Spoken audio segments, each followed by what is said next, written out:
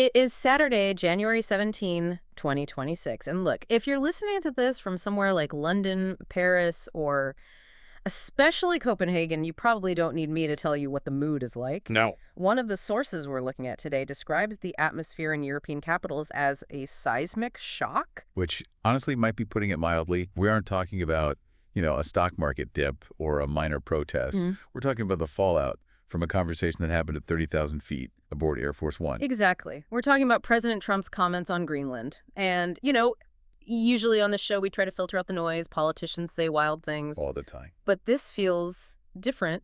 He stated very clearly that any solution for Greenland that doesn't involve United States control is, quote, unacceptable. And those words matter so much.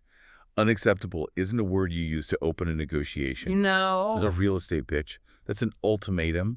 It forces a choice.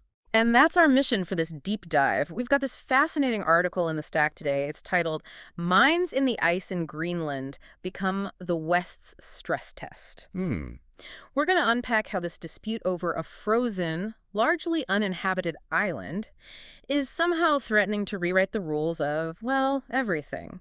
The global economy, NATO, the entire security contract we've relied on since 1945. And it sounds hyperbolic when you say it like that, doesn't it? An island rewriting history? It does. But when you dig into the data, this really is a perfect storm. It's a collision of geology, military strategy, and just raw political power. Okay, so let's start there with the power dynamics. When I was reading this piece, the first thing that really jumped out was this idea of the price of safety. The subscription model. The subscription model. The author used this analogy that I have to say hit a little too close to home. It's a great analogy, though. Think about it like your Netflix account.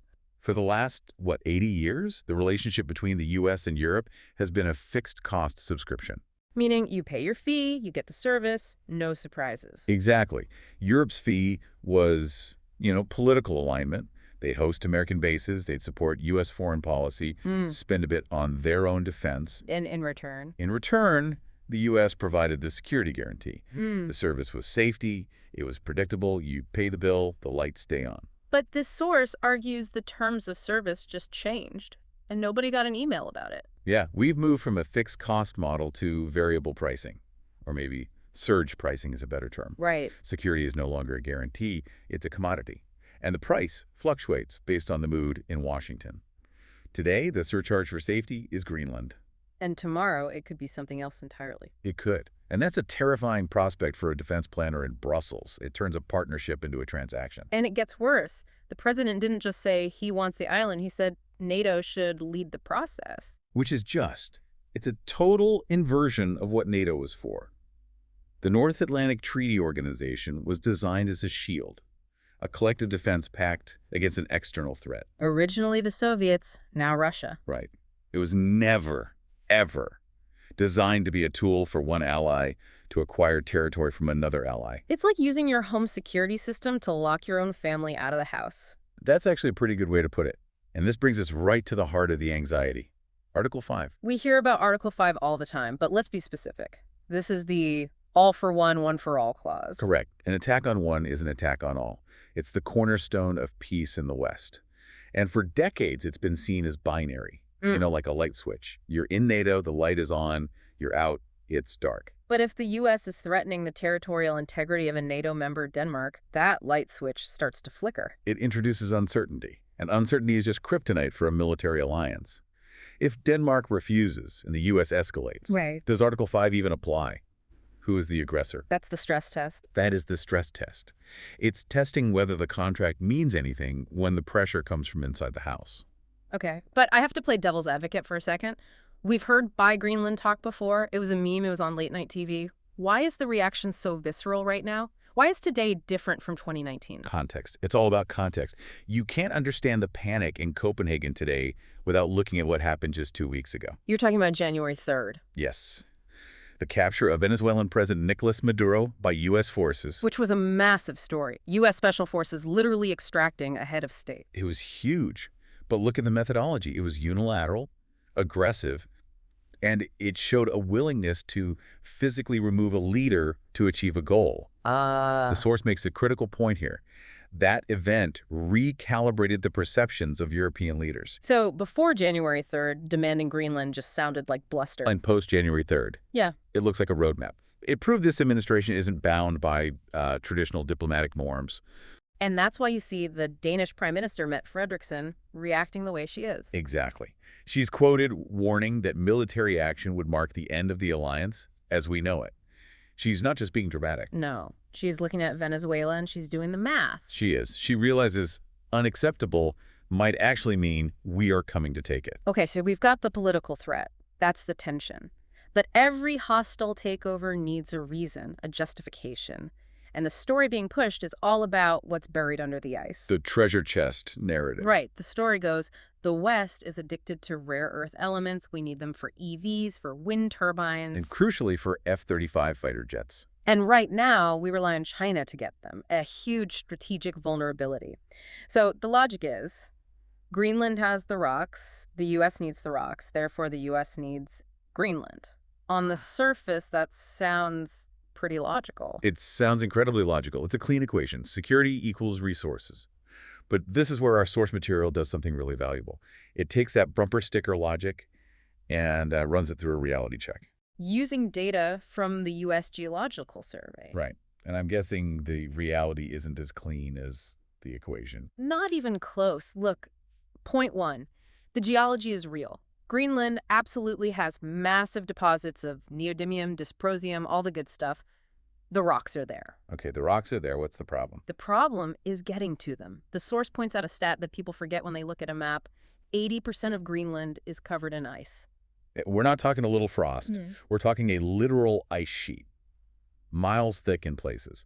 But okay, let's say you find a deposit on the coast. You still have the infrastructure problem or the complete lack of it. I was actually shocked by this detail. There are no roads connecting the towns. Basically none.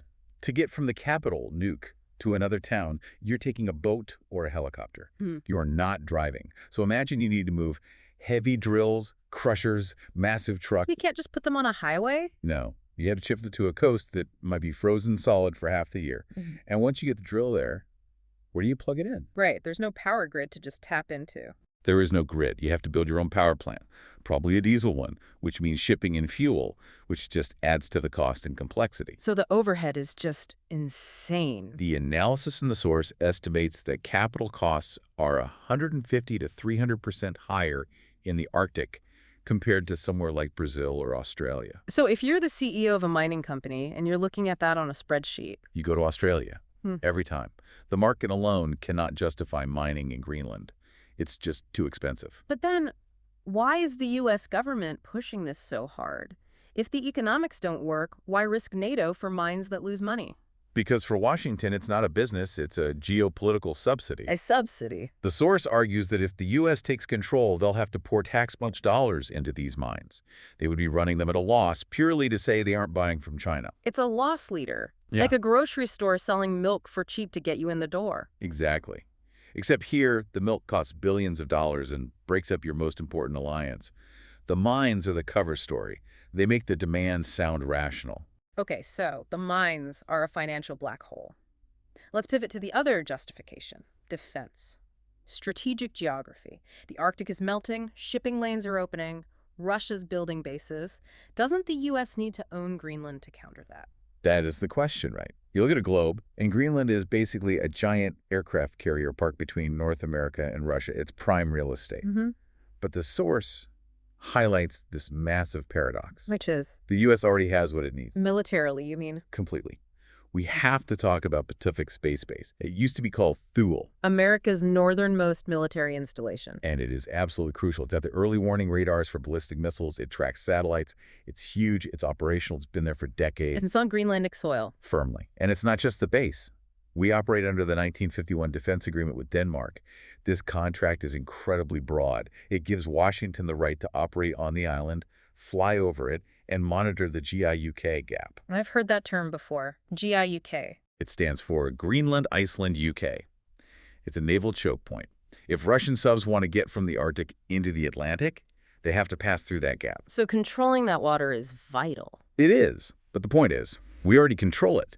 The 1951 agreement gives the U.S. the tools to do that. So if you have the base, you have the radar, and you have the legal right to patrol the waters, why do you need the deed to the house? Why isn't renting enough? That's the crux of this entire deep dive.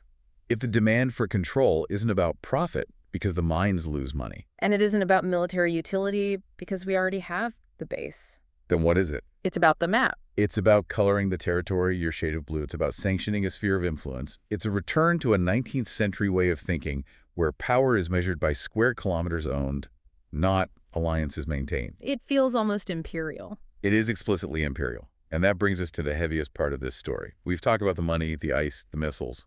But the source argues the biggest cost here isn't economic. It's systemic. It's about the moral contract. Exactly.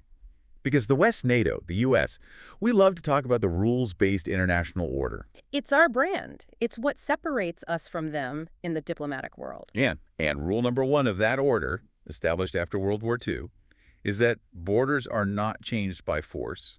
Sovereignty is sacred. You don't just take land because you're bigger. Right.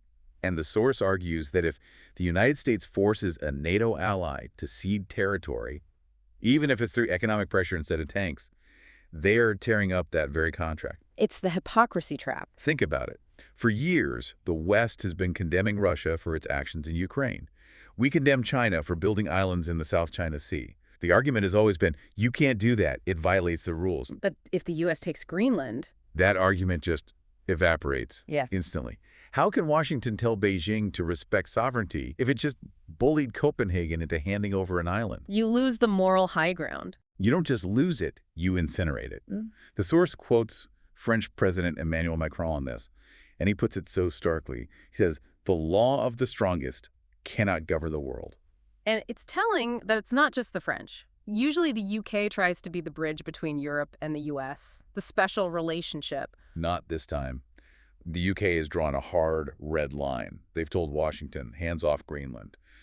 When you have London and Paris in perfect agreement against Washington on a core security issue, you know things are critical. They realize that if this happens, the West, as a concept, kind of stops making sense. It does, because if the rules-based order is just a club the big guys use to beat the little guys, but ignore when it's inconvenient for them, then it's not an order at all. And that's the terrifying conclusion the source leads us to. An American annexation would validate the worldview of every authoritarian leader on the planet. It validates Putin. It validates Xi Jinping. They've always claimed that international law is a sham, and that might makes right. So, in an attempt to secure the Arctic from its rivals, The U.S.